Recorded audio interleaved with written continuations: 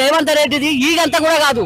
ఈ బస్తాలు, ఈ మందు బస్తాలు ఆడవాళ్ళకు 2500, మహిళలకు పండుగలకు ఏది కేసీఆర్ ఉండగా వాళ్ళకు పండుగలకు సంతోషంగా చీరలు, అదే ముస్లింలకు కూడా రంజాన్ పండుగకు అసలు బట్టలు కూడా ఇచ్చేది. వీని ముఖానికి పండుగకు బట్టలు కానీ చీమ కాలంతా కూడా ఇంతవరకు ఏ రైతుకు ఏ మహిళలకు కూడా చెందలేదు ఇంతవరకు.